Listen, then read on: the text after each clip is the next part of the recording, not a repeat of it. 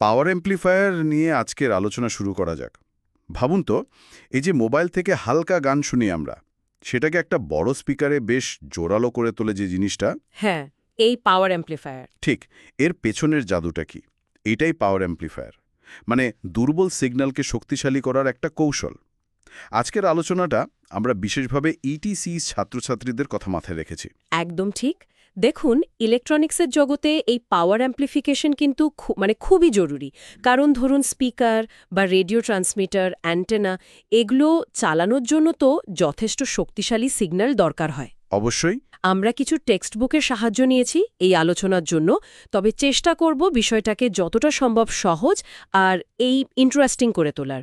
আমাদের লক্ষ্য হবে বিভিন্ন অ্যাম্প্লিফায়ার ক্লাস, মানে ধরুন বি বি সি, আর ওই যে পুশ-পুল কনফিগুরেশন, সেটার মূল ব্যাপারটা বোঝা, সাথে ট্রান্সফর্মার কাপলিংয়ের গুরুত্বটাও। বেশ, তাহলে তো ক্লাসগুলো দিয়েই শুরু করা যাক। ক্লাস এ অ্যাম্প্লিফায়ার, এটা ঠিক কেমন? মানে শুনে মনে হচ্ছে যেন একজন গায়ক যিনি সবসময় মঞ্চে গান গেয়েই চলেছেন। তাহলে তো শক্তিও বেশি খরচ হওয়ার কথা। ঠিক ধরেছেন। ক্লাস এ অ্যাম্প্লিফায়ারে এই মূল যে অ্যাক্টিভ ডিভাইসটা, ধরুন ট্রানজিস্টর, সেটা ইনপুট সিগন্যালের পুরো 360 ডিগ্রি, মানে সম্পূর্ণ চক্র জুড়েই কাজ করে, সবসময় অন থাকে। আচ্ছা। এর অপারেটিং পয়েন্ট মানে কিউ পয়েন্ট লোড লাইনের ঠিক মাঝখানে সেট করা থাকে। কিন্তু এই যে সারাক্ষণ চালু থাকা, এর একটা বড় অসুবিধা হলো এর কর্মদক্ষতা বা এফিসিয়েন্সি বেশ কম হয়। ও, কারণ ইনপুট সিগন্যাল না থাকলেও তো কারেন্ট বইছে, পাওয়ার নষ্ট হচ্ছে। থিওরিটিক্যালি যদি দেখি, সিরিজ ফেড হলে এর ম্যাক্সিমাম এফিসিয়েন্সি মাত্র 25%। মাত্র 25%? হ্যাঁ, তবে ট্রান্সফর্মার কাপলড হলে সেটা একটু বাড়ে, প্রায় 50% হতে পারে। তাহলে ক্লাস এর মূল ব্যাপারটা কি দাঁড়ালো? সবসময় চালু থাকে, তাই না? বুঝলাম। সব সময় অন, তাই এফিসিয়েন্সি কম। বেশ, তাহলে ক্লাস বি, এটা নিশ্চয়ই অন্যরকম। মানে এটা কি একটু বিরতি নেয়? একদম। ক্লাস পিতে প্রত্যেকটা অ্যাক্টিভ ডিভাইস ইনপুট সাইকেলের ঠিক অর্ধেক সময়, মানে 180 ডিগ্রি কাজ করে। ধরুন একজন পজিটিভ হাফ সাইকেলের জন্য, অন্যজন নেগেটিভ হাফ সাইকেলের জন্য। ও আচ্ছা, অর্ধেক অর্ধেক। হ্যাঁ, এর ফলে এফিসিয়েন্সি কিন্তু লাফিয়ে বেড়ে যায়। থিওরিটিক্যালি সর্বোচ্চ 78.5% পর্যন্ত হতে পারে। পোর্টেবল ডিভাইসের ব্যাটারি লাইফের জন্য এটা খুবই কাজের। বাহ, এটা তো অনেক ভালো। কিন্তু পুরো সিগন্যালটা পেতে গেলে দুটো ডিভাইস লাগে। এই যে ব্যবস্থাটা, একেই বলে পুশ-পুল কনফিগুরেশন। পুশ-পুল মানে একজন ঠেলছে একজন টানছে? অনেকটা সেরকমই। ভাবুন, দুজন গায়ক পালা করে গাইছে, প্রত্যেকে গানের অর্ধেকটা গাইছে। এর একটা দারুণ সুবিধা হলো আউটপুটে যে ইভেন হারমোনিকগুলো থাকে সেগুলো ক্যান্সেল হয়ে যায়, মানে আউটপুট সিগন্যালটা অনেক পরিষ্কার হয়। ইন্টারেস্টিং। কিন্তু একটা সমস্যাও আছে, একে বলে ক্রসওভার ডিস্টরশন। ক্রসওভার ডিস্টরশন, সেটা কি? যখন একজন গায়ক থামে আর অন্যজন শুরু করে, মাঝখানে খুব অল্প সময়ের জন্য কেউ গাইছে না, মানে সিগন্যালেও ঠিক তেমনই একটা গ্যাপ তৈরি হয় জিরো ক্রসিংয়ের কাছে। তাহলে পুরো সিগন্যাল পেতে পুশ-পুলে দুটো ট্রানজিস্টর কেন লাগছে, মনে থাকবে তো? ও, এই গ্যাপ বা ক্রসওভার ডিস্টরশন, এটা তো ভালো শোনায় না। বিশেষ করে ভালো কোয়ালিটির অডিওর জন্য তো এটা সমস্যা। এটা ঠিক করার কি কোনো উপায় নেই? আরে class A B R C বা কি জিনিস সংক্ষেপে? আছে তো। এই ক্রসওভার ডিস্টরশন কমানোর জন্যই ক্লাস এবি অ্যাম্প্লিফায়ারের জন্ম। এখানে প্রত্যেকটা ডিভাইস 180 ডিগ্রির চেয়ে সামান্য একটু বেশি সময় ধরে কাজ করে। ও, একটু ওভারল্যাপ করে? ঠিক। ফলে একজন পুরোপুরি বন্ধ হওয়ার আগেই অন্যজন চালু হয়ে যায়, ওই গ্যাপটা আর থাকে না। এটা আসলে এফিসিয়েন্সি আর লিনিয়ারিটি, মানে সিগন্যালের বিশ্বস্ততার মধ্যে একটা বেশ ভালো কম্প্রোমাইজ। আচ্ছা। আরেকটা উপায়ও আছে, ক্লাস বি পুশ-পুলেই করা হয়। সামান্য ট্রিকল বায়াস ব্যবহার করা হয়। এটা একটা খুব ছোট ভোল্টেজের মতো, যা ট্রানজিস্টরগুলোকে একেবারে অফ হতে দেয় না।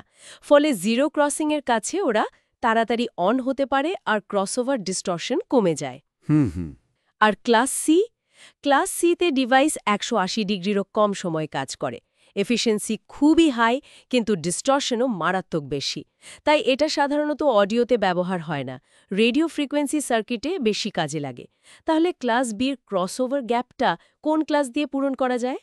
আচ্ছা বেশ, অ্যাম্প্লিফায়ার তো সিগন্যালকে শক্তিশালী করল, কিন্তু সেই পাওয়ারটা ধরুন স্পিকারে মানে লোডে ঠিকঠাক পৌঁছানোটাও তো জরুরি। শুনেছি অ্যাম্প্লিফায়ারের আউটপুট ইম্পেডেন্স আর স্পিকারের ইম্পেডেন্স নাকি বেশ আলাদা হয়। এখানেই কি ট্রান্সফরমারের খেলা শুরু? একদম ঠিক পয়েন্ট।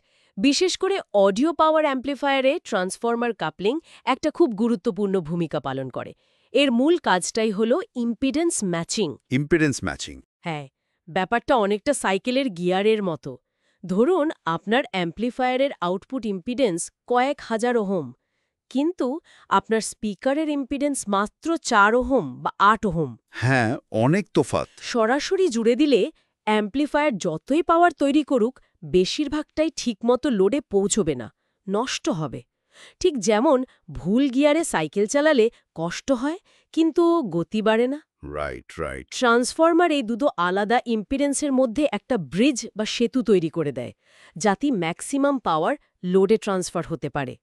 ট্রান্সফরমারের যে টার্নস রেশিও থাকে, মানে প্রাইমারি আর সেকেন্ডারি কয়েলের প্যাচ সংখ্যার অনুপাত A=N1N2, সেটা দিয়ে প্রাইমারি সাইডে যে লোডটা দেখা যায়, যাকে বলে রিফ্লেক্টেড লোড R'(R), সেটা হয় R'(R)=A²RL। ও, ফর্মুলাটাও আছে। হ্যাঁ, মানে সঠিক টার্নস রেশিও বা গিয়ার বেছে নিতে হবে ম্যাক্সিমাম পাওয়ার ট্রান্সফারের জন্য। তাহলে অডিও অ্যাম্প্লিফায়ারে ট্রান্সফরমার কাপলিংয়ের মূল কাজটা কি হলো? দারুণ অ্যানালজি তো, সাইকেলের গিয়ার, বেশ মনে থাকবে।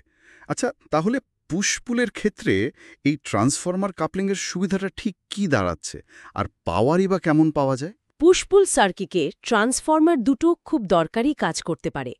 একটা হলো ইনপুটে, যেখানে এটা সিগন্যালটাকে ভাগ করে দুটো 180 degree out of phase signal তৈরি করে দিতে পারে, যা দুটো ট্রানজিস্টরকে আলাদাভাবে ড্রাইভ করে। আচ্ছা। আবার আউটপুটে দুটো ট্রানজিস্টরের আউটপুটকে ঠিকঠাকভাবে মিলিয়ে লোডে পাঠাতে পারে আর ইম্পিডেন্স ম্যাচিংটাও করে দেয়। সুবিধাগুলো তো আগেই বললাম। ক্লাস বিটে বেশ ভালো এফিসিয়েন্সি, প্রায় 78.5% পর্যন্ত, আর ইভেন হারমোনিক ক্যান্সেল হয়ে যাওয়ায় আউটপুটটা অনেক ক্লিন হয়। পাওয়ার ক্যালকুলেশনের জন্য নির্দিষ্ট ফর্মুলা আছে অবশ্যই, যেমন PL, PBB, ইটা মানে এফিসিয়েন্সি। এগুলোর টেক্সটবুকের উদাহরণগুলোতে ভালো করে ব্যাখ্যা করা থাকে। তবে মনে রাখতে হবে, ক্লাস বি পুশপুলের ওই ক্রসওভার ডিস্টরশনের ব্যাপারটা কিন্তু থেকেই যায়, যদি না ক্লাস AB অপারেশন বা ওই ট্রিকল বায়াস ব্যবহার করে সেটা কমানো হয়। বেশ, পুরো বিষয়টা তাহলে বেশ গুছিয়ে বোঝা গেল। তাহলে একবার যদি চট করে আমরা রিক্যাপ করি, আমরা দেখলাম পাওয়ার অ্যাম্প্লিফায়ারের বিভিন্ন ক্লাস, মানে A, B, AB আর C, তাদের কন্ডাকশন অ্যাঙ্গেল, এফিসিয়েন্সি আর বিশেষত্বগুলো নিয়ে কথা বললাম। হ্যাঁ, আর সেই সাথে এটাও দেখলাম যে অডিও অ্যাম্প্লিফায়ারে ইম্পিডেন্স মেলানোর জন্য ট্রান্সফরমার কাপলিং কেন এত জরুরি, পুশ-পুল অ্যাম্প্লিফায়ার কিভাবে কাজ করে, তার সুবিধা কি, আর ক্লাস বির ওই যে ক্রসওভার ডিস্টরশন আর সেটা কমানোর উপায়গুলো কি সেগুলো নিয়েও আলোচনা করলাম আমরা। দারুণ। আমাদের ইটিসি ছাত্রছাত্রী বন্ধুরা যারা শুনছেন, তাদের জন্য শেষ কথা হিসেবে আপনি কি বলবেন?